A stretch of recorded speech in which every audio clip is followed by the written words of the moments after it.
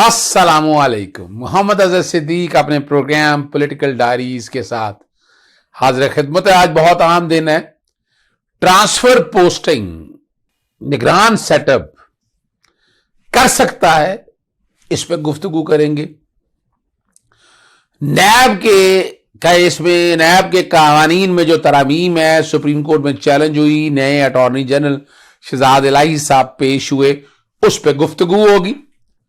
फिर जो अता ताड़र ने जो बोंगियां मारी हैं, यानी दादा लगाओ भाई, मुलाजमत तो इंसान अच्छी करे ना, झूठ, फ्रॉड, फरेब, कुरान मजीद सामने रख के इंसान ये बातें करे तो अच्छा लगे। मैं नहीं ये कहना चाहता, लेकिन दुख है आप तोहमतें लगा रहे हैं, खटिया इल्जामात लगा रहे हैं, सबूत आपके पास नहीं है। वो मैं तफसीलात आपसे बात करूंगा। और इमरान खान साहब की जो कत्ल का टास्क दे दिया, किसको दिया है? इमरान खान साहब ने इस हवाले से मुबैना साजिश से मुतालिक अहम इंकशाफ कर दिया। और इमरान खान साहब ने इंकशाफ किया है कि उन्हें कत्ल करने के लिए जनूबी वजीरिस्तान के 2 पेशावर कातलों को टास्क दे दिया गया और इस मकसद के लिए रकम भी फराहम कर दी गई है। आसफ अली जरदारी साहब के हवाले से ये इल्ज़ाम लगा।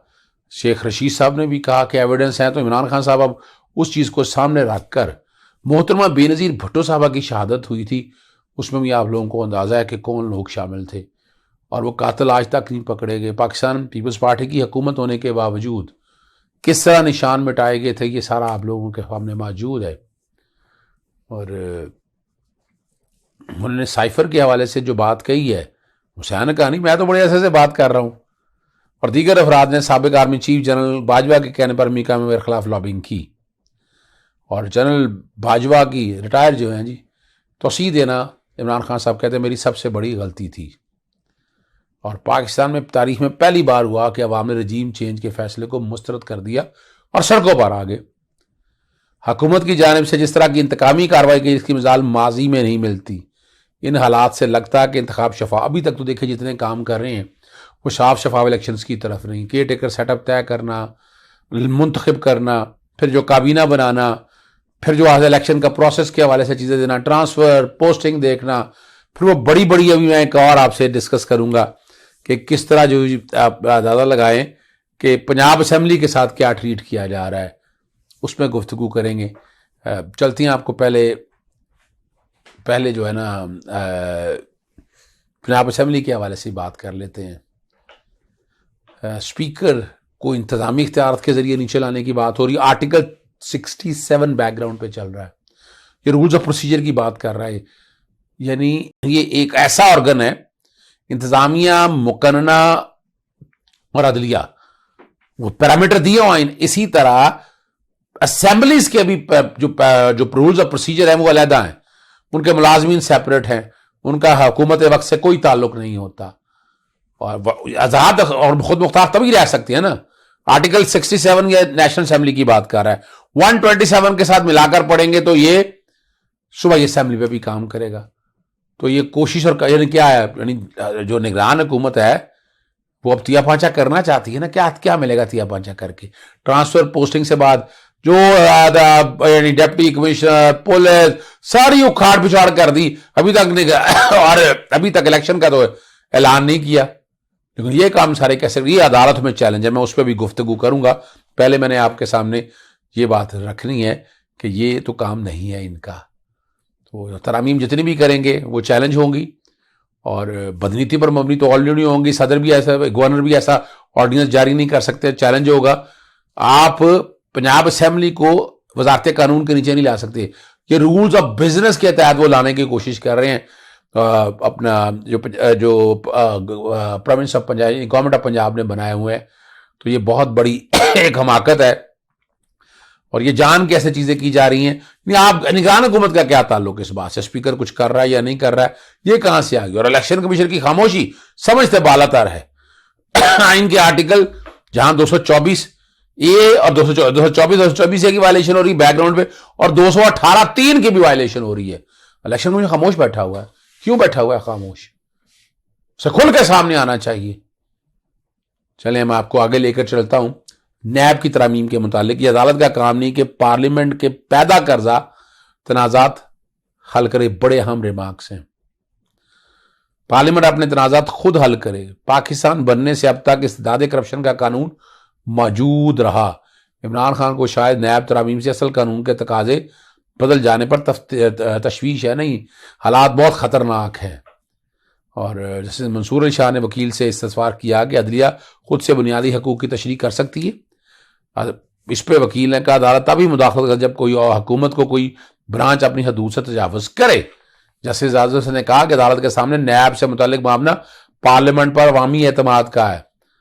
अदालत पर यह तासुर है कि अवामी एतमाद टूटा है तो किसी भी जाविये से नैब तरामीम पर फैसला करेंगे। कहा कि अगर अदालत किसी अपने खिलाफ कानूनी कार्रवाई पर मुदाखलत नहीं करती तो यह अवाम के साथ बड़ी नाइंसाफ़ी होगी और केस के ज़रिए नैब कवानीन पर रेड लाइन मुकर्रर की जाएगी। 8 फरवरी 12:30 बजे तक मुलतवी कर दी।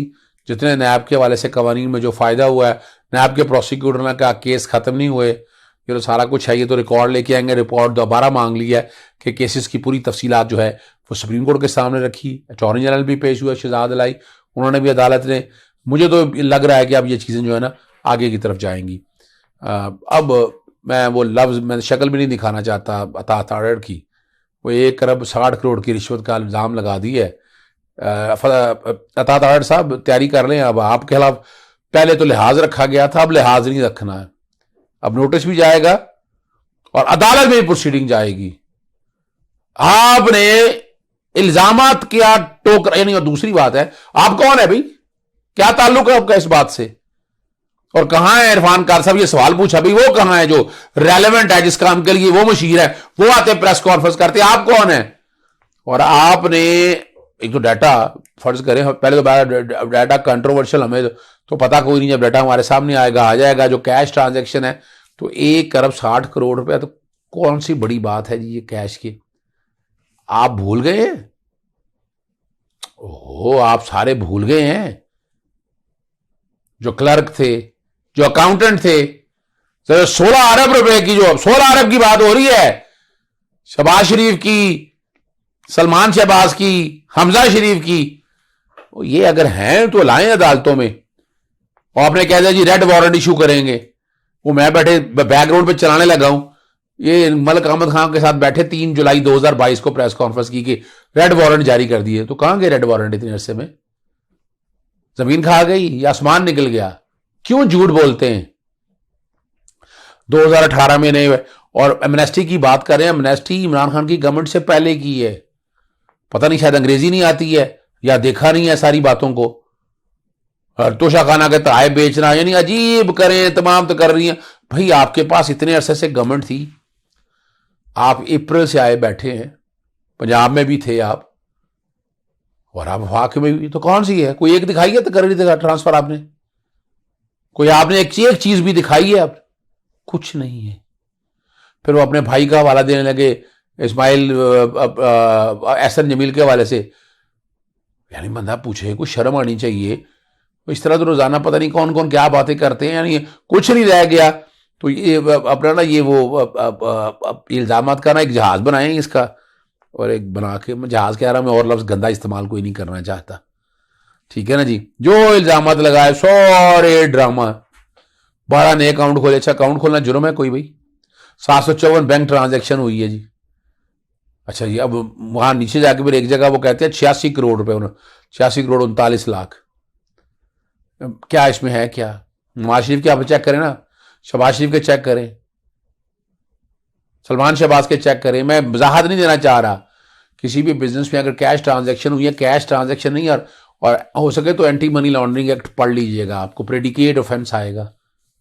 अभी तक तो नैब कुछ ना निकाल सकी, नैब रोविंग, हाँ मैं पूछता फिर रहा हूं, कुछ नहीं। कभी इधर भागते हैं, कभी फीडबैक भागते हैं, कभी वो गुजरांवाला डेवलपमेंट अथॉरिटी जी मंत्रोलिया के हवाले से भागते हैं, कुछ भी नजर नहीं आ रहा।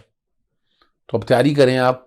फिर इमरान खान साहब पे इल्जाम और लगा दिया बेटी के हवाले से, मुबैना बेटी के। भाई शर्म आनी चाहिए किसी बात को भाई।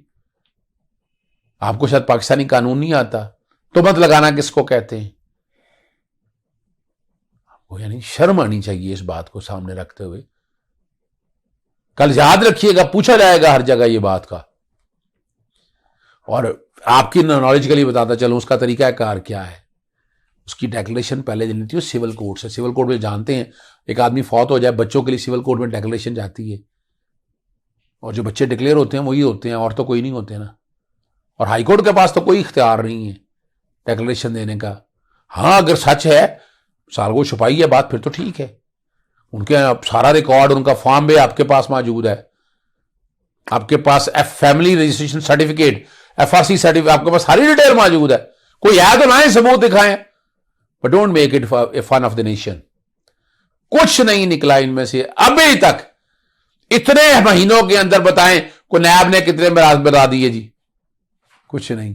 پھر وہ شہباز شریف اور یہ کچھ نہیں, بھائی یہ شاہنائی زندگی ہیں, AC ملتے رہے ہیں, کوئی ایک تکلیف نہیں. نکل کے باہر گئے بلائے نا نواز شریف کو بھی پاکستان کے اندر, وہ تو لاتے نہیں ہیں.